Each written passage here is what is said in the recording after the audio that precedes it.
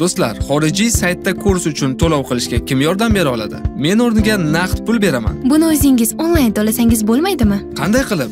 Menda faqat oddiy karta bor. Buning uchun xalqaro karta kerak. Hozir tushuntiraman. Xalqaro karta bilan chet elga sayohat mobaynida va xorijiy saytlarda xaridlar uchun to'lov qilish mumkin. Onlayn to'lov qilishda har doim CVV yoki CVC kodni kiritasiz. Bu kartaning orqa tomonidagi 3 raqamli son bo'lib, uni hech kimga ko'rsatish va aytish mumkin emas. Bank valyutani avtomatik ravishda joriy kurs bo'yicha ayirboshlayd. 3D Secure tizimi to'lovlaringizni himoya qiladi. Sizga har bir xaridni tasdiqlovchi SMS keladi. Kartani hozirning o'zida bankingiz ilovasida qisqa vaqtda buyurtma berishingiz mumkin.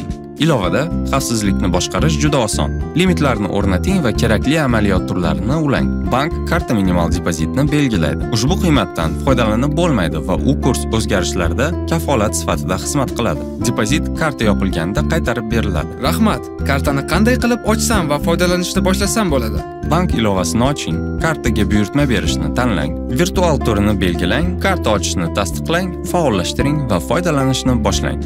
Finlit.uz manbalarida xalqaro kartalar haqida yanada ko'proq o'rganing.